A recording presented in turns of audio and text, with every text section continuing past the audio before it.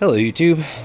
Per request today, we're going to talk about cleaning AR-15 upper receivers. I'm not going to do an end-to-end video on ARs just because there's a lot to it, and it's just a little bit more than we want to break off in one chunk. So right now, I've separated out just the upper receiver so that we don't have to deal with the lack of space in my little viewing area here. But we're going to cover everything about how to detail the bolt and what to be dealing with in the upper. Now, since people will notice, as I'm hoping anyway, that this is actually a broken upper, that it's split here, and I've carved out a piece here to actually make it a cutaway, and this is so I can see the engagement between the auto sear on my M16 and the trigger group to get the timing right. And it just means that this is not a upper receiver that I actually use for shooting, so it's a good one to use for demonstrating it. So I'm going to assume that everybody can at least get to the upper off of their lower. There's two pins here, the pivot pin and the takedown pin. You simply pop those out and the upper will come off. Your barrel will hopefully still be attached if everything is going well in your world.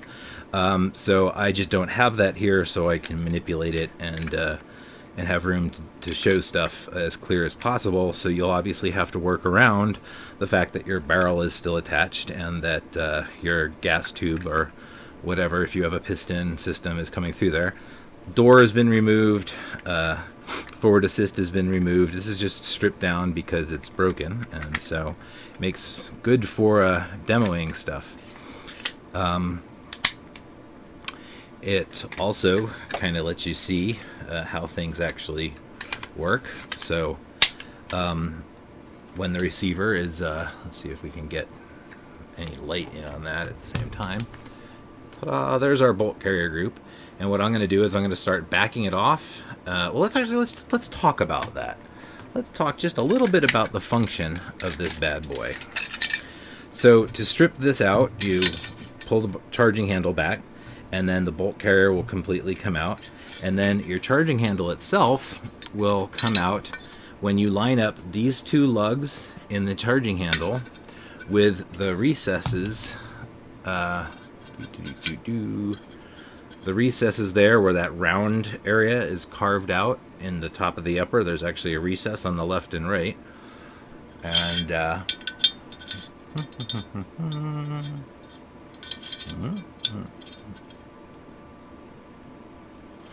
it's really hard to do that with holding a flashlight in my mouth.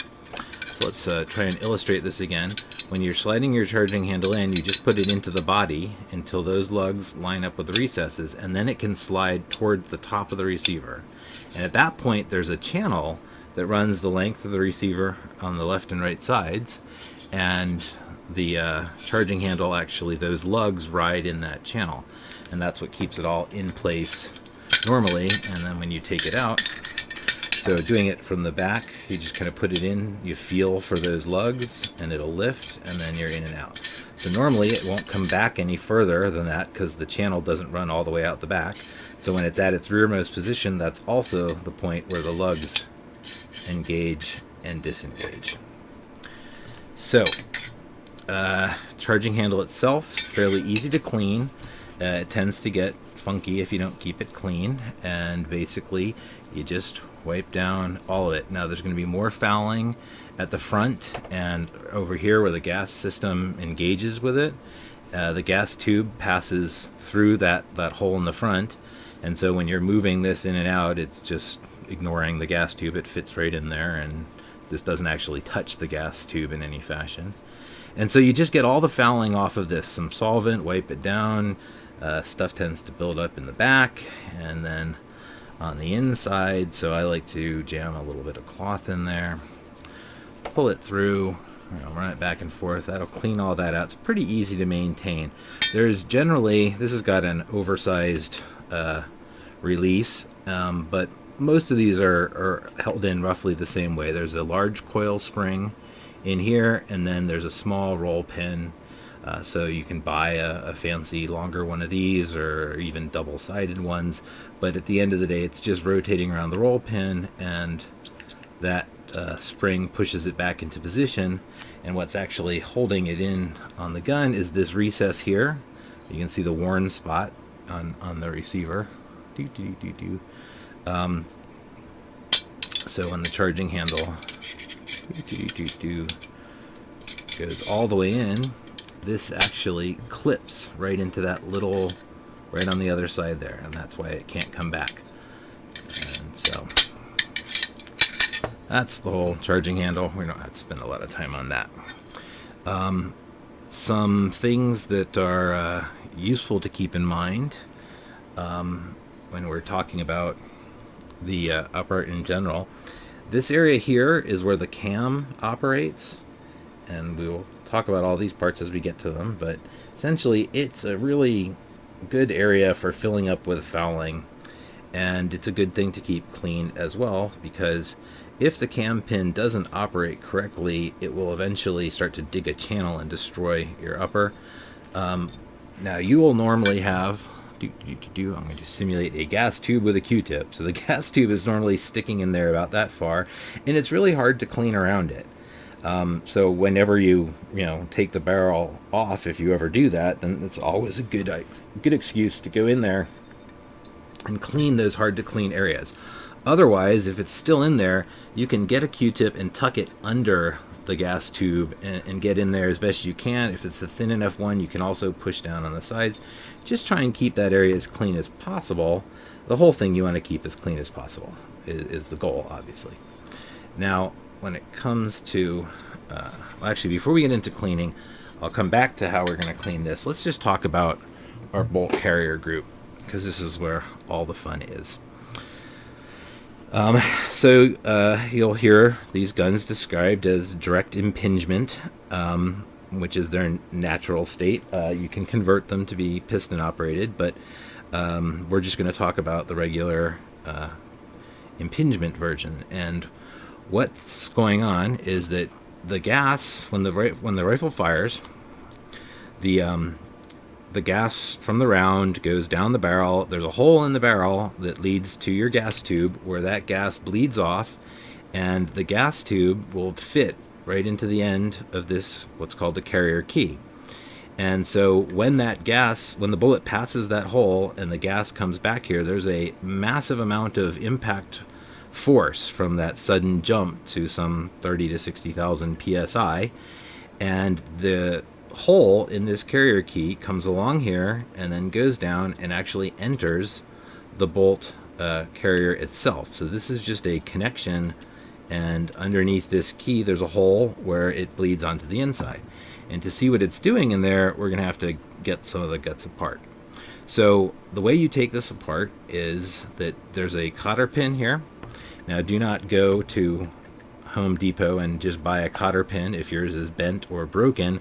This is a hardened steel pin. A regular cotter pin that's designed to actually have these ends bent over and stuff will get just torn to shreds very quickly if you put one in there. But anyway, take the steel one out, and then if you tap it a few times, your firing pin comes out. So the firing pin, normally, it just is dropped down in there and goes all the way in, and once it's free. Now, the reason the firing pin has this funny lip back here is because if we look at where this pin sits, it actually sits right there, and so it's retaining the firing pin. The firing pin is going to bump into it on its way out, so you have to have the firing pin all the way in before you put this in, because that's the idea. If your firing pin's not all the way in, you'll still be able to put the cotter pin through, but then when you fire the gun, the firing pin goes flying out the back and jams up all the works. So this keeps it so that it can only travel that far without bumping into the pin itself. So the pin retains the firing pin. The firing pin itself keeps the cam pin, that's this guy here, oriented correctly. So when the cam pin is in its normal position, the firing pin actually goes through it. So if we put our firing pin back in, whoops,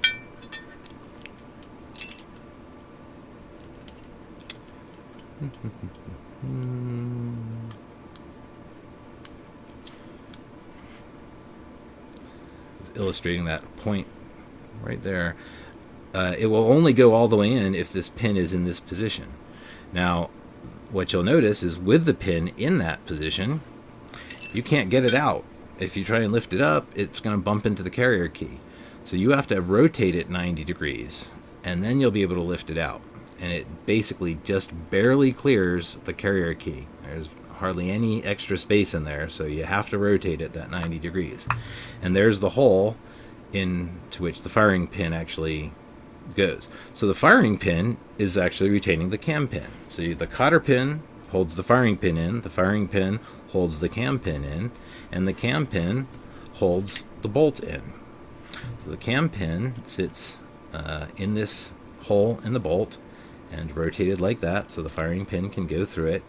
And this is normally the whole action that can happen there, is that the firing pin can move back and forth a very little bit. Now, if we align this to how it actually sits when things are going in the gun, what you'll be able to get a sense of is as the gas comes down this carrier key, it comes down at a like a 45-degree angle. I don't know the exact angle, but a diagonal, and opens up into this area. And this is in fact a piston, just like the piston in your car. The bolt itself is inside the carrier, and so this little pocket of air, basically around this tail, this is called the tail of the bolt, is where all that gas bleeds into. And what happens is there's not a whole lot of places for this to go. So it wants to push the bolt forward, but the bolt is all the way into the chamber of the gun and locked into place. So the bolt really can't go any further forward because the barrel's in the way. And so the resulting force essentially pushes the carrier backwards. So you get this instant moment of enormous pressure. These piston rings seal the inside of this. That's why it's tight as that goes in. Let me actually strip these bits out. So as you put this in, those piston rings form a seal back there. And if you're looking really carefully through these holes here, you can actually see where the piston rings are. And what those holes are for is because what's going to happen is the bolt carrier is going to get pushed back by that gas having no way to push. I mean, if the barrel weren't there, it would just launch this as far forward as it can. But since this is held in by the barrel, the only thing for it to do is launch the carrier itself backwards. And when those piston rings pass this point in the gun, the gas that all was built up in there bleeds out of those two holes. So that's why you get some blowback to the side of the gun as it fires. As the carrier is coming back, all that extra gas gets vented out through there. And this is called a rotating bolt mechanism, and that's what the cam pin is all about. When the cam pin is in there, and everything is closed and locked up, the bolt carrier goes pushing itself backwards. But if you notice, if the bolt doesn't move and the carrier is coming up, then this cam pin is going to run into the diagonal angle of the hole that it rides in. And that's going to cause something to want to twist. So if you try to pull this, if you watch my fingers hands, you notice the bolt gets rotated by the motion of the cam pin. So this is when it's in battery and locked up, and it doesn't really matter if this rotates, but again, the firing pin keeps it from rotating normally. So when the carrier moves backwards, now the carrier can't really tip. This part of the carrier key rides in that channel in the top, and it prevents the carrier from turning. So the only other thing that can turn is the lugs, is the bolt itself. So what happens is the carrier begins to go backwards, and when the cam pin runs up that channel, it causes the bolt to rotate.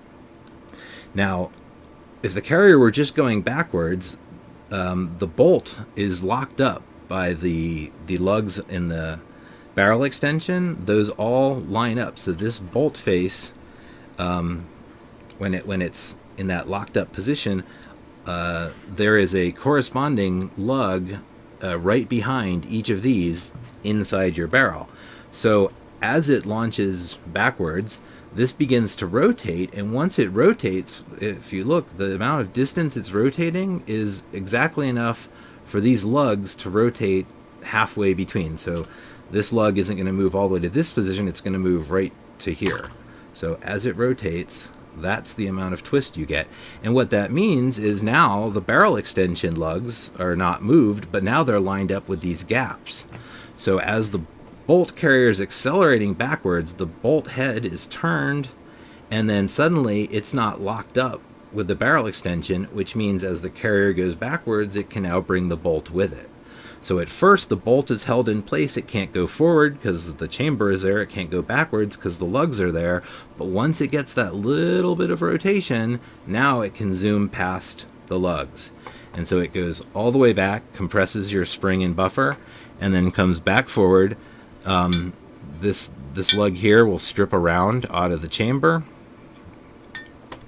out of the magazine, and carry it up into the chamber, and then it will, as it goes all the way into battery, it stops because it hits the front of the chamber, and then the bolt carrier, though, still has momentum, and again the cam pin causes it to rotate. And so the lugs are going to end up lined up behind or on the inside of the barrel extension lugs, making it so the bolt can't come backwards, which is what you need. That's the lockup force, so that when the round goes off, this is an immovable object until that round is out of the barrel. And so it can't go forward because the barrel's there. It can't go backwards because the barrel extension lugs are there. That means that this is essentially locked to your chamber closed, so the bullet goes out and not the bullet goes backwards. Let's see. So let's talk a little bit about that expanding gas.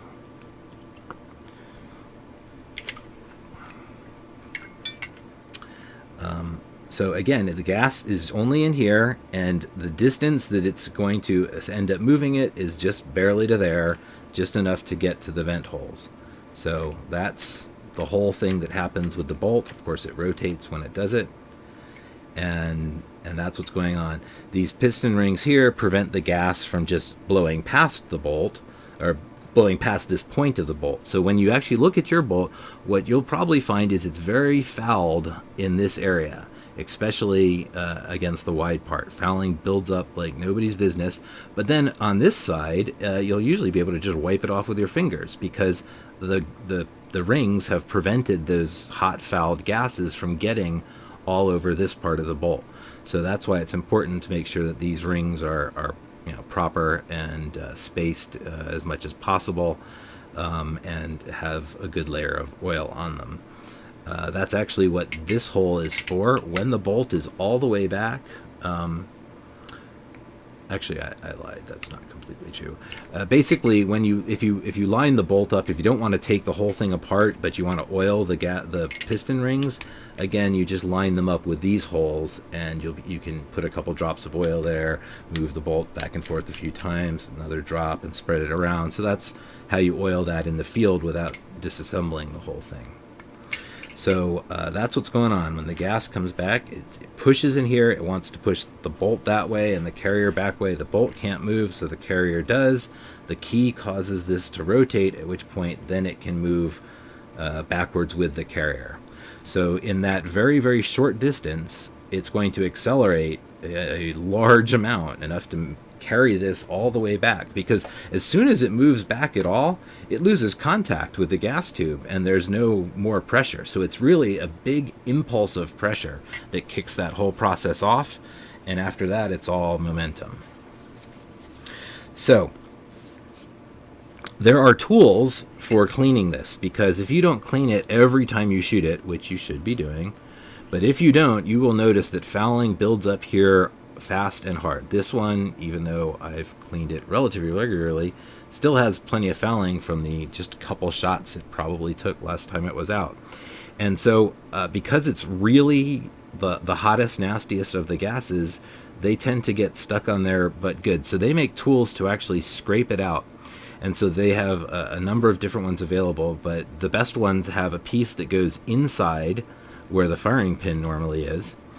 And it's contoured to match the contours of the tail of the bolt carrier, and it has a rounded scraper all the way down the length of this and all the way into that flare, so that when you push the tool on, you can then just scrape it along, and you will actually scrape off all the carbon. And believe me, scraping that off a few passes with a scraper is a lot easier than trying to work your way through that with just solvent. It would take you days to get through that kind of heavy fouling with just solvent. So scrape it all off, and that'll also clean the inside just a little bit. Your firing pin itself is going to get fairly nasty, especially around here, and you want that to be perfectly clean again when you put it all back together, because any buildup on here is changing how far forward the firing pin can go, because it's going to bottom out in on the fouling if there's a layer of fouling there. So again, a lot of the scrapers actually come with tools to actually scrape this area as well. Or you can get out the handy dandy hobby knife to do the same thing. The most firing pins, they make titanium ones, which are a little lighter, but that's not super helpful in my opinion. But one of the things that you will notice that if the coating starts to flake off this, that's a good sign that it's time to replace it. So that's, I mean, the only way the firing pin goes dead is when the tip breaks off. So if your tip breaks off, obviously you need a new one. But if you're starting to get lots of chipping here and flaking coming off, that's a good sign that it's had its run and it's time to move on. So again, clean everything off there. If you can get one of those shaped tools for scraping, you'll be able to actually scrape all that off. Again, the cleaner you keep it each time, the less need you have for scrapers. So if you clean your gun every time you take it to the range, then you'll never need anything more than a cloth to get this off. But if you take it a second time without having cleaned it, all the fouling that was on there that tends to be oily and mixed in with the whatever oil was left on the parts, that's going to get baked in there, and that's going to bond right with the metal and make a really hard to get off layer. And you keep adding layer after layer of that, and every time you take it out and shoot it, you're adding another oily layer and baking the original layer on. And once you bake a few layers on, it's just nasty to clean up. So the rest of the, we're going to take apart part of the bolt here as well, because this is an easy one. The ejector we're not going to deal with, because you definitely need well, not definitely.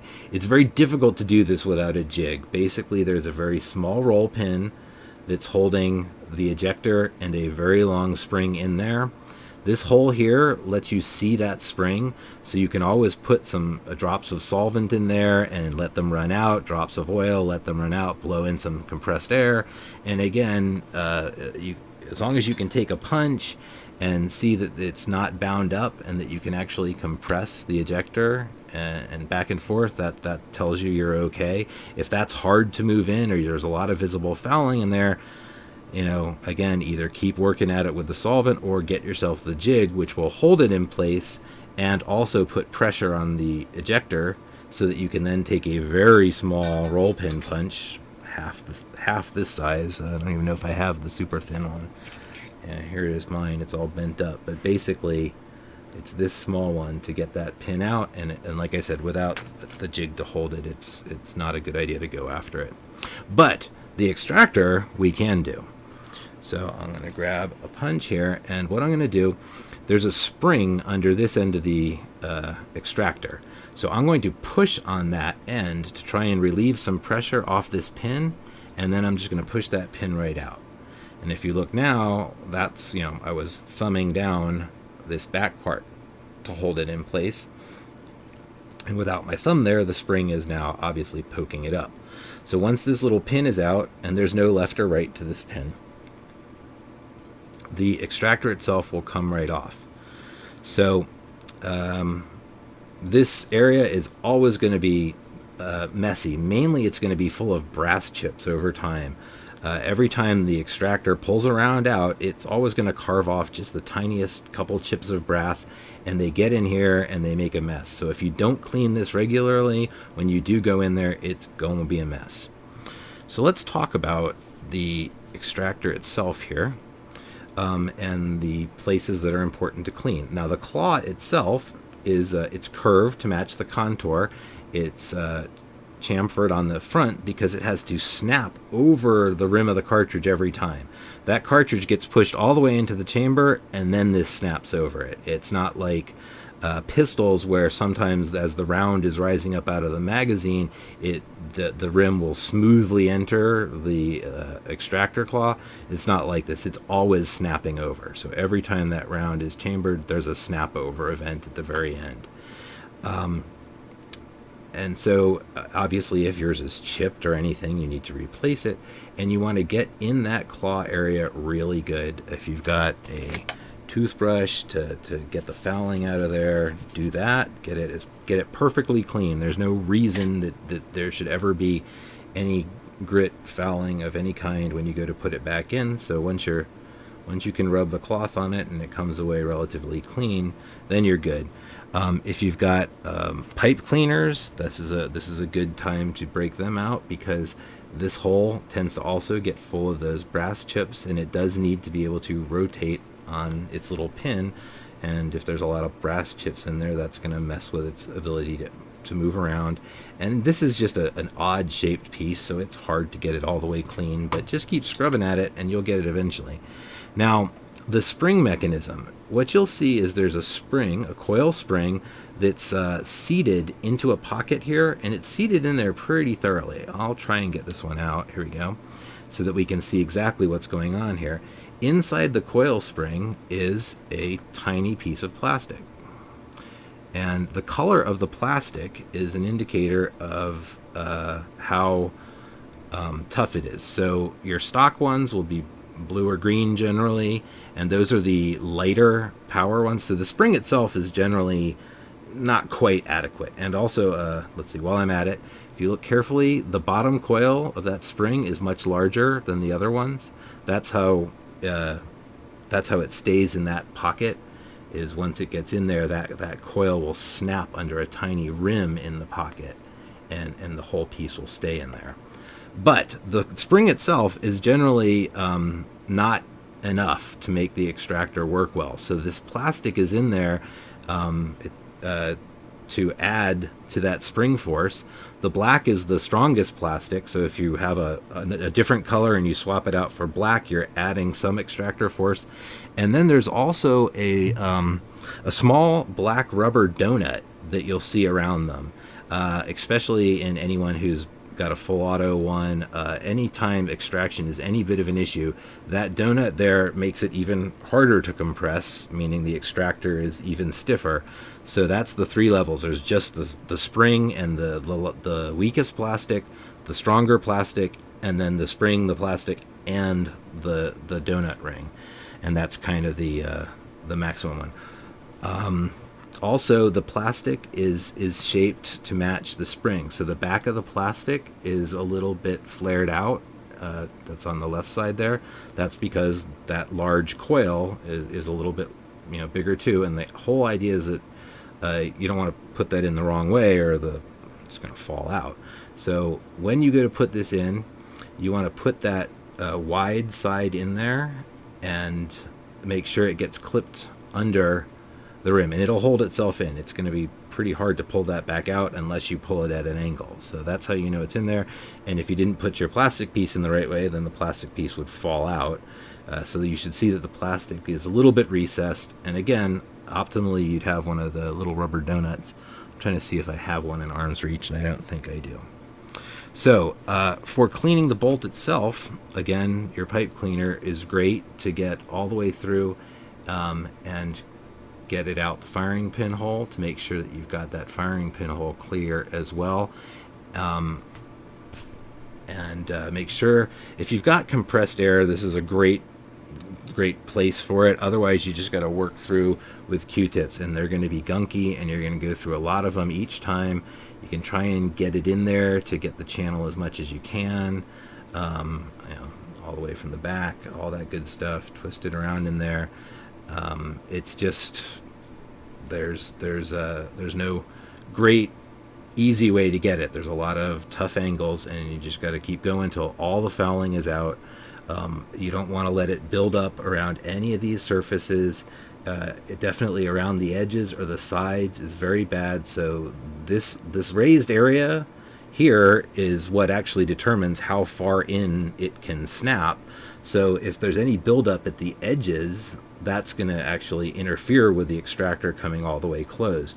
So you want to make sure that this area especially is clear. The reason it's got this other large recessed area is so that fouling that does start here has a place to get kind of moved over as the gun is operating. So this area will tend to build up with plenty of fouling.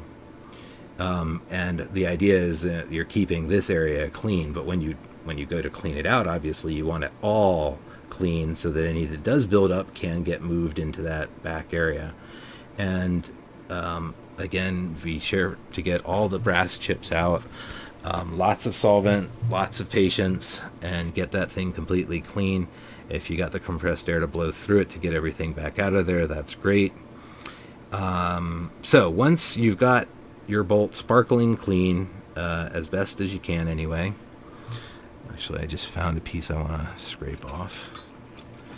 For some reason, this is 99% clean, but there's this little chunk right there that's just persistent. So I'm just going to come in. This obviously is not a phosphated bolt. It's not black. It's a nickel boron coating.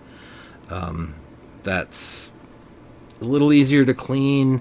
Never believe anybody who tells you that the guns run without lube. Never run your nickel boron without lube. Just because it's got a higher, less friction doesn't mean that you don't need lubrication. People will boast about how they never oil their gun when they're bringing it to me for repair because it doesn't work anymore. And I just kind of look at them like, well, do you not realize the connection between I never maintained the gun and now it doesn't work? So, excuse me, needed a drink. All right, so now we've got everything cleaned up. Now, you don't want a ton of oil on these pieces because that gas that's coming in here, it does get all over everything. So most of it is limited to this area, but it's still going to spew fouling everywhere.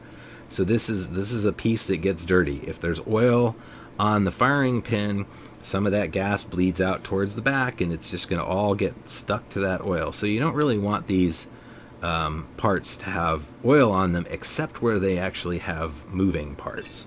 So when you put your extractor back together, what I like to do is have a little oil on my fingers just to make sure there's just the tiniest bit along the edges of the extractor, the sides basically, where it's going to technically rub up and down as it moves, but again, not a lot, because it's going to attract the fouling. So to put this back together, you just put it in there, push real hard with your thumb, and look to make sure that it's lined up. It'll have a little bit of forward and backward play, so you do have to make sure that the hole is lined up. And then push really hard with your thumb, and you should be able to slide. Push really hard with your thumb, and you'll be able to slide that pin back into place. And then you just try and center it as best as possible. You don't want it sticking way out of one side or the other. But essentially, there'll be this little lip here anyway to give you some buffer room, but you want to make sure that it's as close to centered as you can get it. So the one place that you do want some oil is in the piston rings themselves. Actually, there's a couple places. We're going to get there one at a time.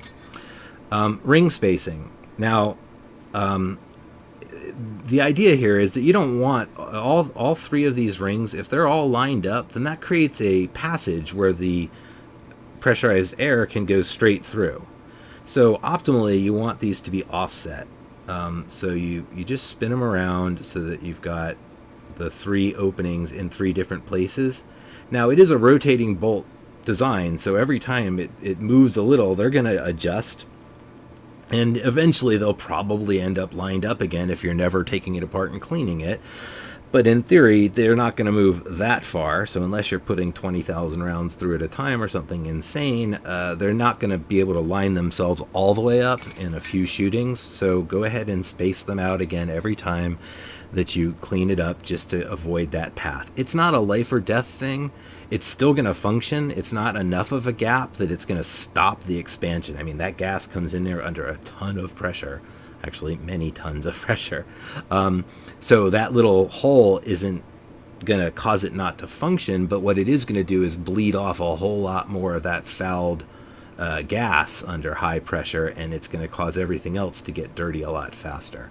And the other thing that you want here is a place where you actually put oil. So you put a couple drops right onto the rings. I usually, put a drop where each opening is, and then I just take my fingers and hold them and kind of just shuffle them back and forth a little to make sure that the oil is getting in between each ring and also into that whole ring chamber. And that basically helps make that seal as good as it can be to keep the gases in and the fouling contained. So the other places that you lubricate the bolt, the easiest thing is once you've shot it a few times, your bolt will start to show wear patterns. That's kind of a big hint as to, hey, this is a good place to lubricate. The most obvious is this one. This one is actually one that's very tight into the chamber as well. So the rings are actually what's about to start binding up. Right as the rings pass this point, the chamber narrows ever so slightly. And so that's what's going on there. However, this is the other area, this rim here. So I usually take just a Q-tip with a drop of oil on it and run that around that ring just to make it a little easier. And then this is another one where you can do this and it will make it work a little bit better for the first few rounds, but it doesn't tend to stay on there a long time. But what I like to do, especially on a brand new gun to help it break in, is to actually take my oiled Q-tip and run right around the back of all the lugs. So that whole area where the lugs, at the back, and then actually between each one of them, just right through, just a little swipe with the oily Q-tip. And I'm not talking about dripping oil here at all. I'm talking about I put a drop on the Q-tip and then I just moved that drop all around. And basically that's going to make it so that when it locks up and unlocks, it's just going to make that a little bit easier. It's not like it's going to make it slip past the lugs or anything, but there is a lot of friction when it first does that unlock event, and that helps it go in and out of the chamber smoother. Likewise, you could do the same thing to your chamber lugs instead and achieve the same effect. But then the other place that's critically important is, again, Q-tip with a drop or two of oil on it. The inside of this, where the cam is going to go, is really important. Now, you'll notice, you might not be able to see this on yours, but on mine, see how there's these little divots there? That's actually there to make sure that you don't accidentally stick this in the gun upside down. The cam pin can't go past those.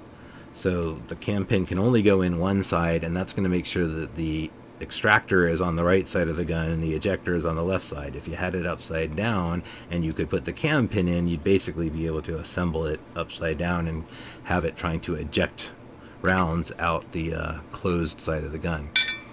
So once that's oiled up a little bit, slide it in there. Oh, I'm sorry. Before we go any further there, cleaning this, we've got to clean this off. This, when you take it out to clean it, you got to get everything spotless. It's going to have fouling every imaginable place in these little grooves. These little grooves are how the forward assist works. When you whack that with your thumb, you're actually ratcheting this to move it forward. So maybe it didn't chamber, maybe the extractor is caught on a rim and it didn't close all the way. When you hit that forward assist, it's basically pushing a little ratchet pawl up against whichever one of these it runs into. So it's got a whole long length of where you can hit it and actually still engage them. So you hit that ratchet and it just moves it forward one little thing each hit, and you are slowly closing the whole thing up. So you're moving it forward with each little ratchet. So those tend to build up goop. The rails. Now, this big old piece of metal, there's only very small points of contact that it makes with the upper receiver, and that is on these rails. So this rail is a little bit higher than this rest of the carrier. So the whole rest of this carrier doesn't touch anything. The whole carrier, when it's in the gun, rides on this rail and this rail, and it's then aligned with this rail on top and this one here. Those four are the only points of contact with the upper receiver. Now, when your receiver has been used for a while, what you'll see, and I don't know if this is coming through on the camera very well, but if you look here, you've got the matte color of the receiver, but here it's a little shinier and there's a little line. That's because that's where the rail rides, and the rail is going to grind through your anodized finish and flatten it out, or even remove it all. So on a well-used receiver, that'll actually be raw aluminum exposed eventually, and they will eventually wear out. But the point is, this whole other area along the side, there's never anything going on there. It doesn't touch anything, so it stays fresh and new as the day it was made. And that's going to come into play when we talk about how you actually lubricate them. But what I like to do is basically, again, take my Q-tip with a little drop of oil on it and simply run it along the rail. And I don't want to leave a puddle behind. I just need to get the rail covered. And then here along the rail, again on this side, and you're not trying to get the side of the carrier key. That's not really important. You're actually getting the bolt carrier raised area. And don't forget that the little front extends out here. Same on this side, the front extends, and then that, and then all the way. So the four rails completely. Now, the bottom surface here is what actually cams your hammer back between rounds. So it can help if there's a little bit of lubricant there, but it gets worn off really quick by the rounds in the magazine. And so it's not ultra important, but I tend to always leave a very light layer of oil along the bottom, especially towards the back, because that's where it actually hits the hammer to cock the hammer. So the hammer has come forward to hit the firing pin, and then when the bolt carrier goes back, it's this surface here that does that camming. So if there's a little lube there, it makes it easier on everything. But all the rest of this surface does not come in contact with anything. So every other part of this bolt carrier doesn't touch the gun. It's just the rails. So again, lubrication anywhere else is just a fouling magnet. It's not helping any moving parts. So we've got oil in our piston rings. We've got a little oil around this rim, raised rim. If you want, you can oil up the lugs a little bit. Definitely the cam space. When you put this in, if we're looking at it from the front here, the extractor, just remember which side of the gun the bullets come out on. That's the side. If you put it in like this, then you're going to find you can't get the cam pin in because you're trying to put it in from the bottom. So if you're right-handed, like most ARs are, then this goes on the right side of the gun. And what you want to do is look into the cam channel and line up the hole, and then your cam pin again, back to your Q-tip with oil. Make sure this has a hefty layer of oil on it. You really can't have too much there. And before you put it in, you want to take the Q-tip with oil and run it around the whole path where that cam goes, because remember, it's got to ride up and down the sides of that channel, and there's a lot of force involved. And so if these are not lubricated, that cam will have a hard time unlocking, or it won't unlock all the way, causing some serious problems for your receiver over time. So keep that area well lubricated. It's going to get dirty as heck too, because that gas just will bleed out there, and because you have to oil it, it's going to attract fouling. Remember that to get your cam pin in, you're not going to be able to put it in this way because it's going to bump into the key. So turn it horizontally, slide it in there, and then rotate it 90 degrees. Sometimes it's easier to pull it to the front and then you can grab it by the left and the right. Otherwise, you're kind of fighting around the carrier key. So once you turn it horizontal, then you can get your firing pin in. Now, if you have a semi-automatic bolt carrier, you won't. Yours will not be symmetrical back here. So this top part. So let me hold it this way. This is the top, this is the bottom. On a semi-automatic, this area will be milled out to about here. So it'll only be half, it'll be round all the way at the back to help it guide itself into the buffer tube, but then it'll stop here and it'll be this, milled area from right about back here forward. That's to prevent you from using that bolt carrier in a full auto one. In a full auto one, the reason it's this long is because this surface here is actually what trips the auto sear. So when the bolt carrier slams home and it's all the way there, the last thing as it goes all the way into battery is a sear trip right here that trips that auto sear and drops the hammer again if the trigger is still depressed. So on a semi-automatic one, you can usually just drop the firing pin in very easily from that angle and it'll go in. On the full auto one, sometimes it's harder to get that, especially if you've not been paying attention and you've got it in if the bolt is in the closed position. Often the angle, well, now I keep getting it right on the first time, but sometimes it's a little harder. So the point is, if you put a finger on either side and drop it in from the very back, sometimes that's easier to guide it in. But the point is, you will eventually get it to guide in, and you want to make sure it's all the way in there. So pull the bolt all the way forward and make sure the firing pin is all the way in, because the last step is the retaining pin. And if your firing pin isn't all the way in and you put your retaining pin in, then you're not retaining the firing pin. So again, I'm going to throw my pin in there, make sure it's all the way forward. And now I'm going to slide this in. Now, a lot of people run into some trouble pushing this in, and they'll get it in about that far, and it'll feel like it's stuck. And I've seen people fight with this. There's a really easy trick to this.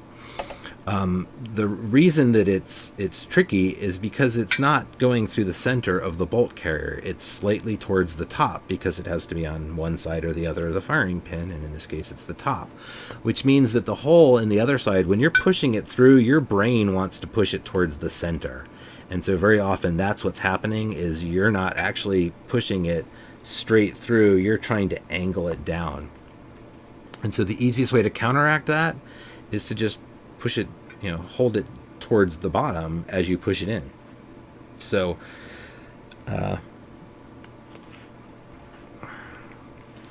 again, if you're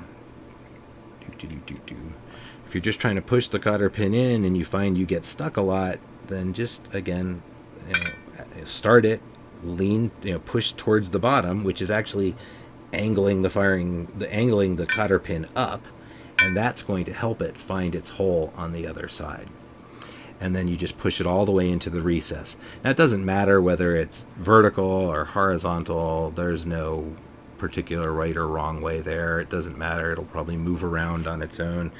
I guess if we really want to think about it mechanically, we could probably declare which way would be better for absorbing force. So if you had it turned this way, then you would have to bend both pieces of metal at once. If you had it turned this way, maybe one would start to bend before. I don't know. I don't think it matters.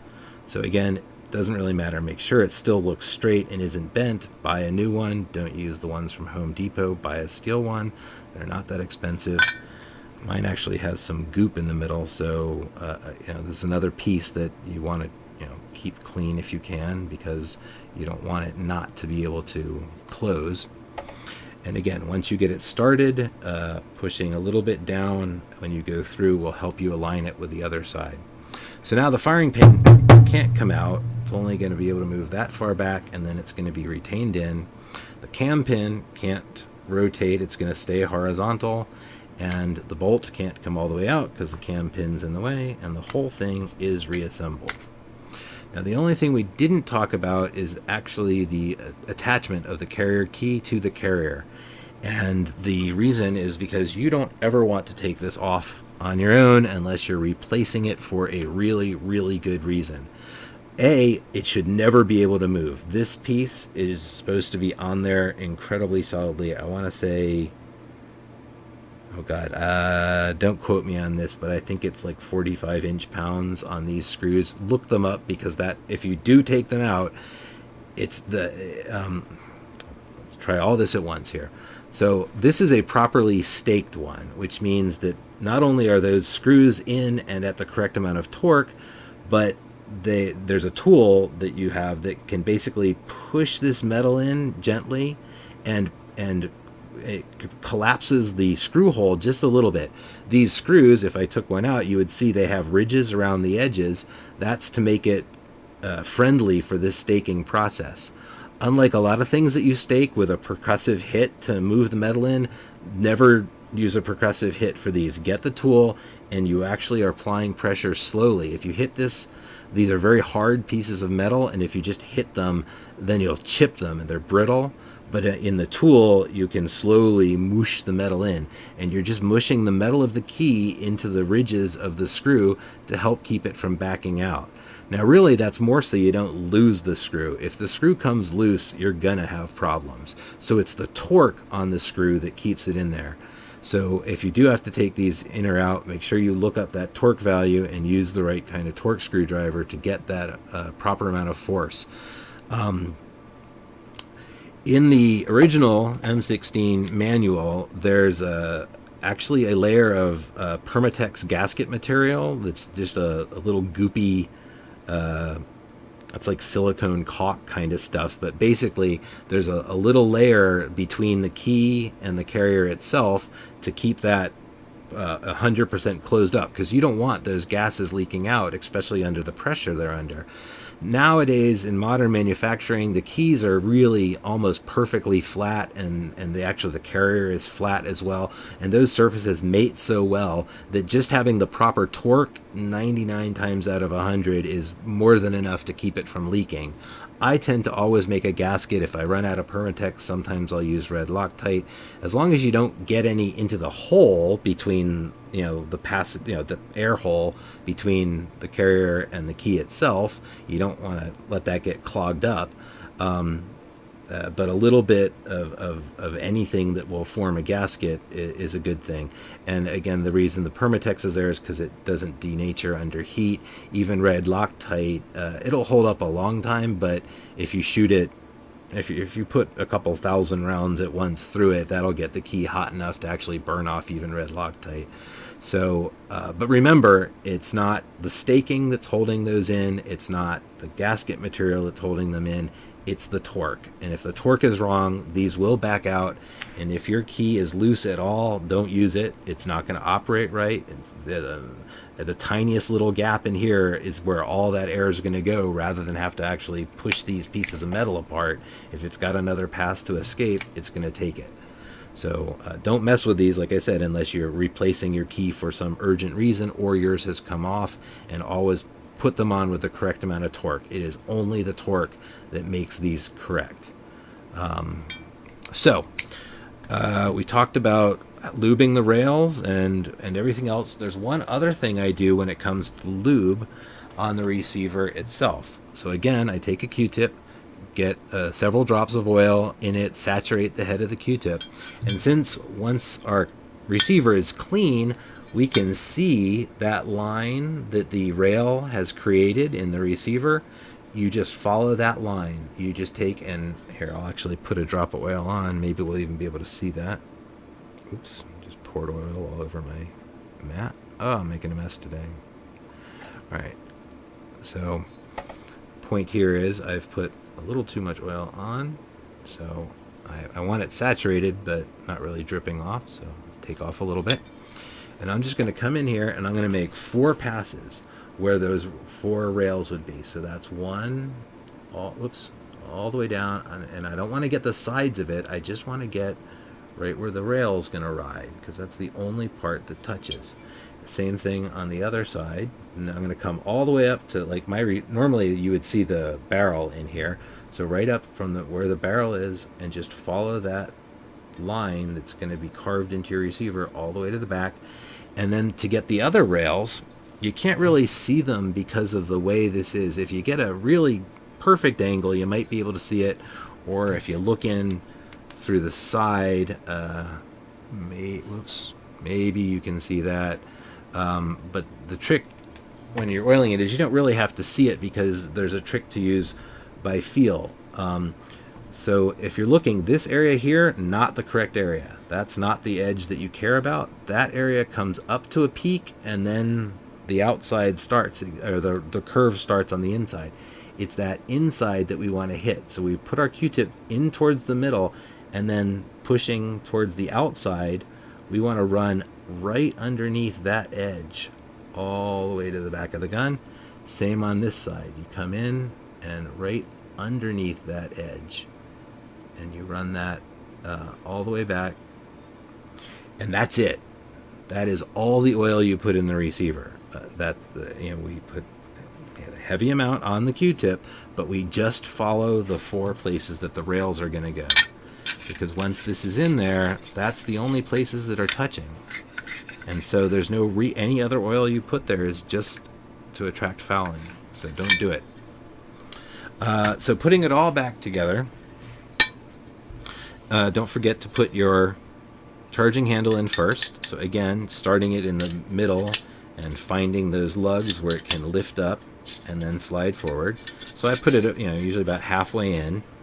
And then this is another important one. When you put it together, if the bolt is recessed, the carrier key is not going to fit. If you tried this, it's going to bump into the frame right there. So you have to have the bolt forward, and then the carrier key rides right between this channel, and that's what holds the whole thing stable. So the carrier key itself sits inside this channel.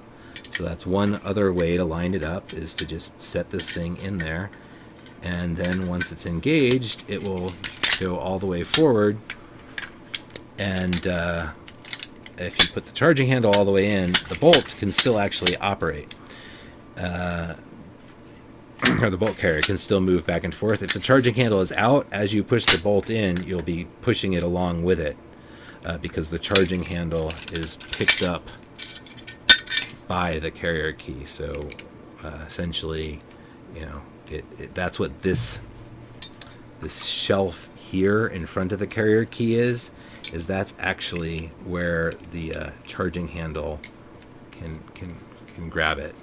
So when you actually operate the charging handle, you're not pulling against the carrier key, you're not pulling against the cam pin, you're pulling right on that little lip there, and that's what does the whole thing. So snap that in there, bolt forward, put it in there. Now, we talked about, in when I was briefly talking about cleaning, getting this area nice and clean. The reason that this is carved over here is because when, slide this out so I can demonstrate this. When the bolt closes, the cam pin is going to cause the bolt to rotate, but that means that the cam pin also needs somewhere to go. And as we talked about, normally the cam pin is held in by these 2 sides. It's right between the rails. That's what this recess is for, is that's the whole area where that happens. So, and it's got a corresponding bulge on the side of the receiver. That's what that bulge is all about, is making room for that cam pin to just have a little area to sit when it's locked up. And then when you fire it, of course, the bolt carrier starts moving back, and the cam pin will get rotated out of its little recess and then be lined up in there again. And that's another reason that you have to have a good amount of lubricant in there, is because if this doesn't unlock all the way, and it'll get to a point where it can pull past the lugs, but the cam pin, if it's not made or the cam pin channel, if it's not made perfectly, it might be a little bit off center. And what I've seen in some guns is because they let the cam channel get so dirty, the cam couldn't unlock all the way, and the cam pin itself dug another channel right into the side of the gun. and very soon after it began breaking bolts left and right, because it just the timing got worse and worse, basically. So that's what that little cutout is about. Again, make sure the bolt is forward, put it in there, it will close up, and that's how the whole thing works.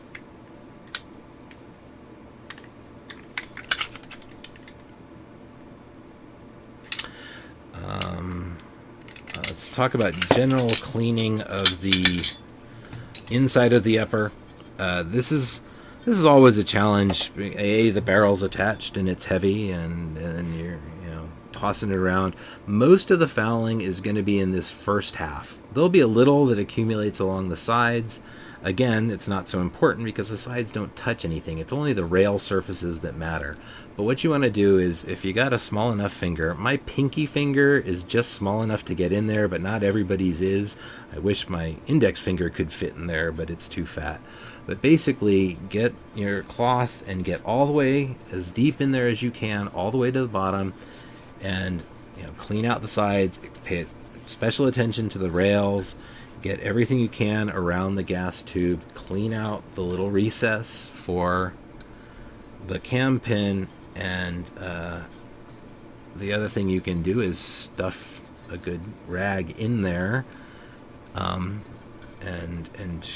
pull that forward.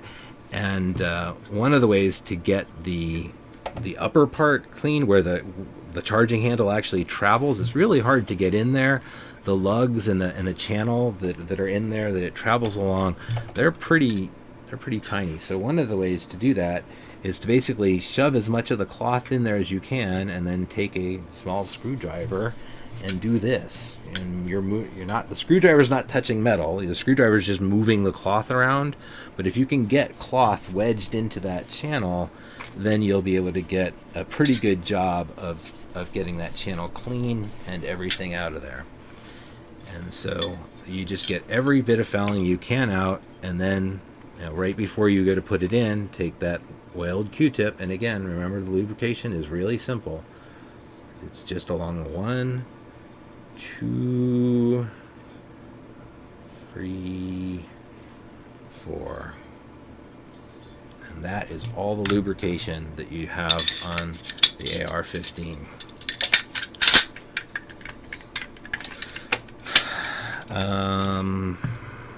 That's about it. On the outside, you just wipe off everything. I don't have the little door. The door makes it a real pain in the butt. There's no good way to clean around the door. The door is retained generally by the same mechanism that's holding your barrel on. So your barrel nut, or the delta ring, or your fancy rail system you put on there. Chances are it's what's holding in the pin, that the door hinge. So it's not like you can take that apart. So when the door is on there, you just gotta tuck in a little bit of cloth under it as best you can. Go through the little window, and again, it's just a dust cover, so its level of cleanliness doesn't generally affect functionality, but it is a hard area to get clean, just because the cover actually closes into this little recess. Fouling tends to accumulate there, so that's another place where the toothbrush helps brush a lot of that away, and just work your way around the door best you can. Obviously, anything else you're really just wiping off, because it's not functional. It's just the outside of the gun. So that is basic maintenance of the AR-15 upper receiver and bolt carrier group. Hope that was helpful and informative. And stay safe. Happy shooting.